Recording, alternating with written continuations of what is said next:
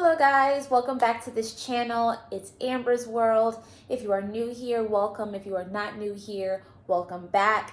I am so excited to talk to you guys one-on-one like this. It has been a while. I feel like even though this year has gone by pretty quickly, is going by really quickly. We're still in the year.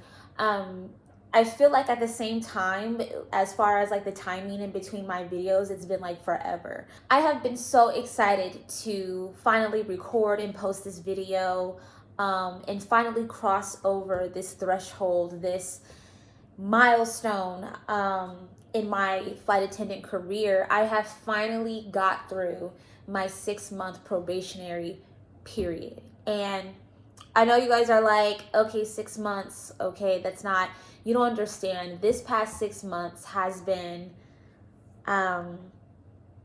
it's been very intense. It's been very, I'm trying to find the words. It's been very trying. It's been very fun. It's been very exciting. And, you know, I'll guarantee you this. If you are somebody who is looking to become a flight attendant and you're not really sure if it's the job for you, by the time you reach your 6-month mark, you will know. You will know for sure if this is the job for you. It's not easy, but it's fun if you genuinely like the job.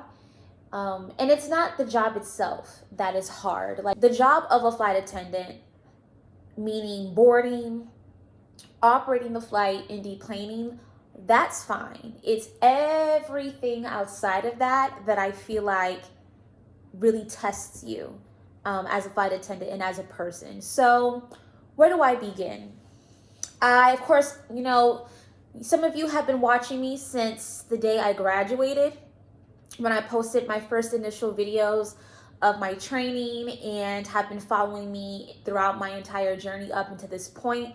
And I think it's time that and now I feel like I'm at a place where I can kind of give you a review of what it's really like to be a flight attendant, and, you know, some pointers, some suggestions, some advice for those of you who are still pursuing the job. This is my very first job ever as a flight attendant in the aviation industry, period. I was never a gate agent. I never worked for any airline in any capacity until I got this job. And, you know, I applied to be a flight attendant because at the time I was working 2 jobs as a checkout girl, and I was desperate to find a job that was fulfilling, that was exciting, that was different, out of the box, that had good benefits and paid better. I'll say better than what I was making before. And this job has everything that I'm asking for. Well, except for the pay, but we'll get to the pay in a second. This is not a usual 9-to-5 job, as you guys know. It's a lot of you just never know what comes next. And especially if you're like me and you are a reserve flight attendant. And, you know, if you watch my other vlogs, then you know my job is just, you really don't know what to expect. And I love that about my job. I really do. It can make me a little anxious sometimes, especially when I'm at home and I'm not in the mood to work, and I know that I am on duty for like another 12 hours, and at any point in time somebody could call me. That part can be a little stressful, but I feel like I'm jumping around here. So yes, my life as a flight attendant has just been very unpredictable, but it's fun though. And if that is something that you don't like, then I definitely would not apply for this job. If you like structure, if you like knowing when you are going into work and when you're leaving, because even when you're a line holder, things change. You know, yes, you are guaranteed, you know, whatever amount of hours that you were scheduled to work if something should change, but even when you're a line holder, things change all the time, and you have to be able to adapt, and you have to be able to be flexible. So if you're somebody that needs like a typical 9 to 5, I know I'm clocking in at 9 and I know I'm clocking out at 5. My lunch break is at 12 every day. This is my schedule. This is what I'm doing. Then the flight attendant life is definitely not for you. The jet lag, the constant feeling of fatigue.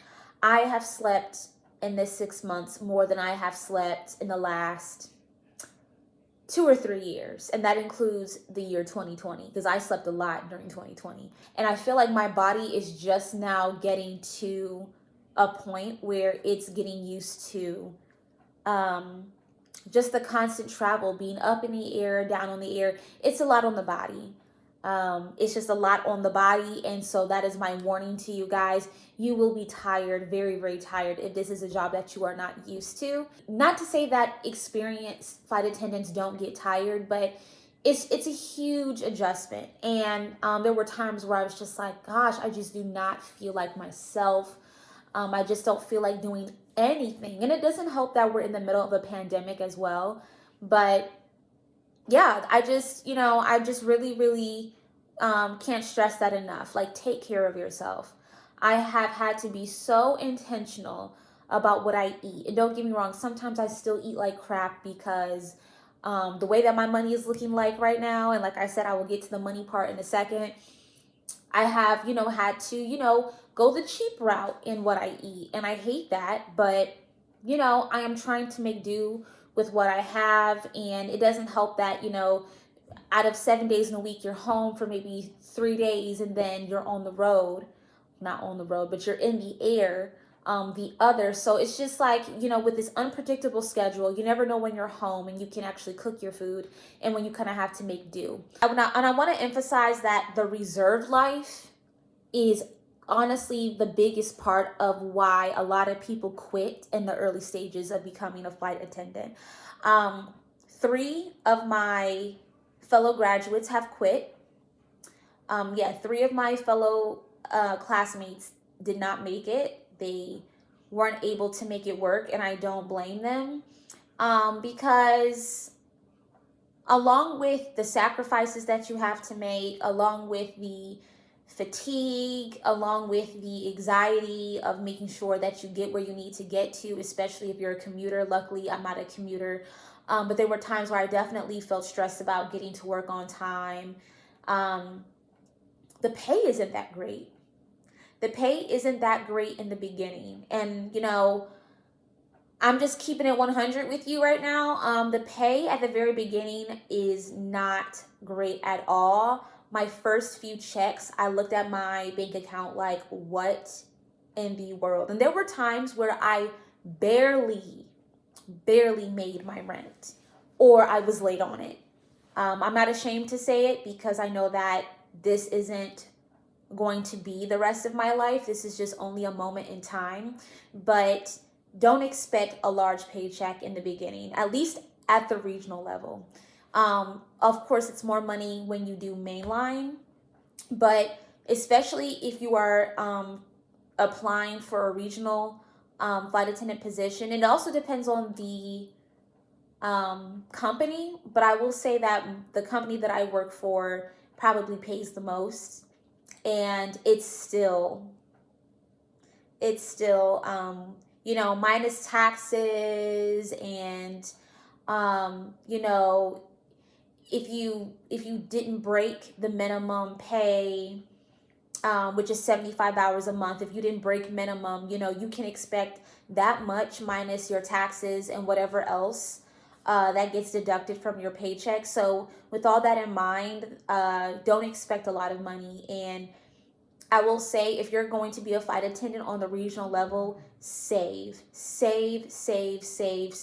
money. You're only paid I was only paid like nuggets for training. And that kind of started the snowball effect of me really trying to figure out how I'm going to financially make this work. I live with my parents, and with that said, the rent that I pay is cheap compared to others, and that is probably the only reason why this is doable. Otherwise, I would definitely need to get a second job. I'm just really excited because with this 6-month probation being over, I do get a little bit of a raise, and quite a few classes have come behind me. So I am gaining more and more seniority as this goes on, which I'm really excited about. But yeah, I'd be happy when I finally get a line, y'all, because that's where, a lot of the issues that you experience in the beginning are no longer an issue anymore. When you have a line, you know where you're going. You can kind of work around your schedule more because you know what's happening. You can kind of predict what your trips are going to look like and how you're going to maneuver that.